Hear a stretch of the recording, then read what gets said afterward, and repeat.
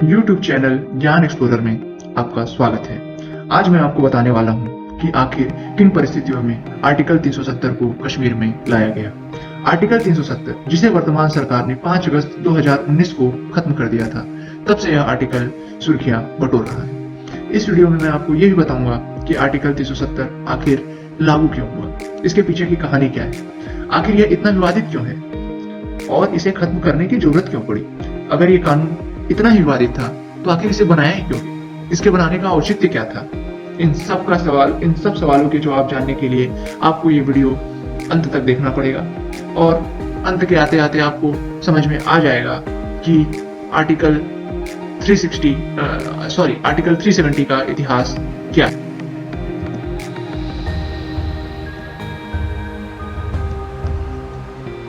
साल था 1947। 15 अगस्त को अंग्रेजों ने ब्रिटिश इंडिया से लगभग अपना पूरा बोरिया बिस्तर बांध दिया था। ब्रिटिश इंडिया बेसिकली भारत और अन्य लगभग 565 स्वतंत्र रियासतों को एक साथ कहा जाता था। उस समय हमारे साथ कुछ गंभीर समस्याएं भी थी, जैसे कि भारत पाकिस्तान का विभाजन शांतिपूर्ण तरीके से करना, स्वतंत्र रियासतों का भविष्य क्या होगा, ये सारी समस्याएं थी। अब चलिए हम आपको बनाते हैं कि आर्टिकल 370 बनने की कहानी की शुरुआत कहां से होती है।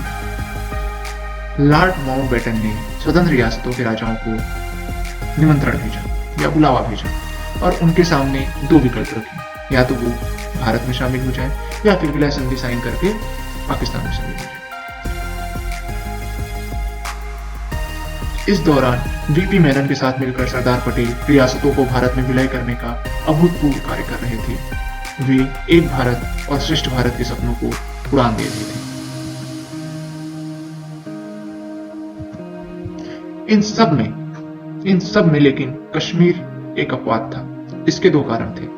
एक, वहां की मुस्लिम आबादी काफी ज्यादा थी और दूसरा उसका जियोग्राफिकल पोजीशनिंग। वो भारत और पाकिस्तान के ठीक बीचों बीच था और यह एरिया काफी बड़ा था, जिसमें भारत या पाकिस्तान दोनों ही इसे अपने कब्जे में लेने के लिए उत्साहित थे। अब बात जब विलय संधि की आई तो कश्मीर के राजा ने कोई निर्णय ही नहीं लिया, क्योंकि वो स्वतंत्र रहना चाहते थे, ना भारत में रहना चाहते थे, ना पाकिस्तान में शामिल होना चाहते थे, बल्कि वो आजाद कश्मीर के राजा के रूप में रहना चाहते थे। उनकी यह मंशा इसलिए भी थी क्योंकि भारत एक लोकतांत्रिक देश था जहां पे राजशाही स्वीकार नहीं की जाती। उसी प्रकार पाकिस्तान एक इस्लामिक देश था, तो वह एक हिंदू राजा को स्वीकार भी करता तो कैसे। अब आगे ऐसा होता है कि 20 अक्टूबर 1947 को आजाद कश्मीर की सेना ने राजा हरि सिंह की स्वतंत्र रियासत को कब्जाने के लिए धावा किया। आजाद कश्मीर सेना बेसिकली पाकिस्तान आर्मी द्वारा समर्थित एक मुस्लिम ट्राइबल कम्युनिटी का समूह था, जिन्होंने राजा हरि सिंह की रियासत पर हमला बोला था। परंतु यह पाकिस्तान समर्थित हमला पाकिस्तान की सबसे बड़ी भूल साबित हुई, क्योंकि जिन्ना को लगा था कि मुस्लिम बहुल होने के कारण अंततः कश्मीर वासियों के सेंटीमेंट्स को आसानी से अपने पक्ष में किया जा सकता है और कश्मीर का विलय पाकिस्तान में किया जा सकता है। इस बीच हरि सिंह ने भारत सरकार से, सरदार पटेल से गुहार लगाई कि वो उनकी सैन्य सहायता करे, परंतु माउंटबेटन ने सजेस्ट किया कि कश्मीर अभी स्वतंत्र है और ऐसे में उन्हें सैन्य सहायता प्रदान करना अंतर्राष्ट्रीय विवाद को जन्म देगा, यह अभी सही नहीं है।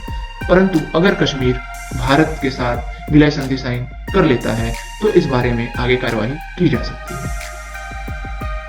अंततः जब 26 अक्टूबर को विद्रोहियों ने श्रीनगर को घेर लिया था, राजा हरि सिंह जम्मू भाग गए थे, क्योंकि श्रीनगर पर लगभग पूरा कब्जा आजाद कश्मीर सेना का हो गया था और राजा ने अंततः दबाव में आकर 26 अक्टूबर को विलय संधि साइन कर ली।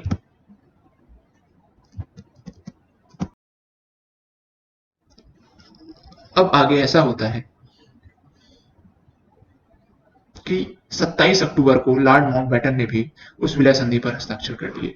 मतलब यह डॉक्यूमेंट अब लीगल हो गया। परंतु उसी समय लॉर्ड माउंटबेटन ने एक विवादित आश्वासन राजा हरि सिंह को दे दिया, जो कि आर्टिकल 370 के आने की एक महत्वपूर्ण कड़ी मानी जा सकती है। लॉर्ड माउंटबेटन ने कहा कि जब स्थितियां सामान्य हो जाएंगी तो जनमत संग्रह कराकर हम जनता की राय लेंगे और जनता की राय के हिसाब से ही आगे की कार्यवाही की जाएगी कि कश्मीर भारत का हिस्सा रहेगा या कश्मीर पाकिस्तान का हिस्सा रहेगा।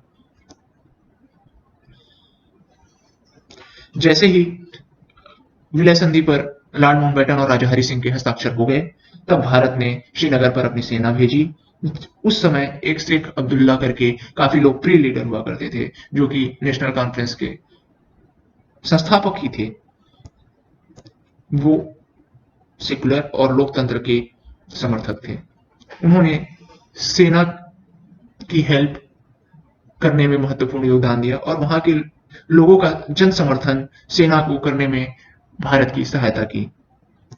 इधर जैसे ही विलय संधि साइन हुआ, जिन्ना को यह स्वीकार नहीं था, क्योंकि जिन्ना चाहते थे कि जनमत संग्रह हो। उन्हें विश्वास था कि कश्मीर जनमत संग्रह में जब जनता का डिसीजन आएगा तो कश्मीर पाकिस्तान में ही जाना पसंद करेगा।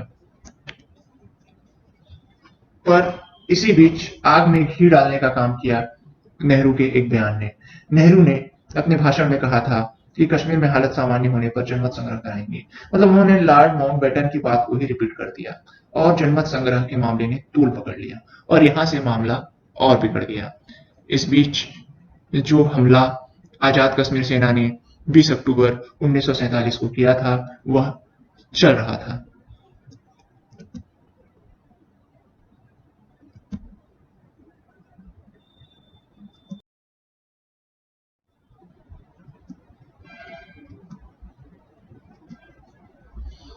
अब क्या हुआ? आगे की कहानी ऐसी है कि अब 21 अप्रैल 1948 को नेहरू यूएन चले गए। वहां उन्होंने कंप्लेंट लॉक कर दी। उस कंप्लेंट के बेसिस पे यूएन ने एक रिजोल्यूशन पास कर दिया जिसमें जनमत संग्रह की बात कही गई थी, परंतु वह जनमत संग्रह कंडीशनल था, जिसमें कुछ विशेष शर्तों को दोनों देशों को पूरा करना था। अब परंतु कहीं ना कहीं यह बात कंफर्म हो गई कि कभी ना कभी वो शर्त पूरे होंगे और कभी ना कभी जनमत संग्रह की स्थिति आ सकती है। तो कश्मीर के लोग ही महत्वपूर्ण हो गए उस परिस्थिति में, भारत और पाकिस्तान दोनों के लिए। इसी बीच 21 दिसंबर 1948 को युद्ध समाप्त हो गया और वह युद्ध जिस दिन जहां पर रुका वहीं पर एलओसी खिंच गई। अब भारत के मन में ये तो बात थी ही कि कभी ना कभी जनमत संग्रह होगा, तथा जनमत संग्रह भारत के पक्ष में लाने के लिए कश्मीर के लोगों को विश्वास में लाना भी जरूरी है। साथ ही वहां की परिस्थिति भी असामान्य ही थी, इसलिए 1949 में संविधान सभा ने शेख अब्दुल्ला सहित 3 अन्य लोगों को कश्मीर के प्रतिनिधि के रूप में शामिल किया। 306 ए का ड्राफ्ट तैयार किया गया और यही 306 ए आगे चलकर आर्टिकल 370 बना। इसमें समय समय पर तरह तरह के संशोधन होते रहे और अंततः यह 5 अगस्त 2019 को समाप्त भी हो गया। आशा करता हूं कि यह वीडियो आपको पसंद आया होगा और अगर आप चाहते हैं कि इसी प्रकार के और नॉलेजफुल वीडियो मैं और बनाऊं, मेहनत करूं, तो प्लीज मुझे मोटिवेट करने के लिए इस चैनल को सब्सक्राइब करें और कमेंट में अपना फीडबैक जरूर दें कि आने वाले वीडियोस में और क्या क्या सुधार किए जा सकते हैं। धन्यवाद। आपका दिन मंगलमय हो।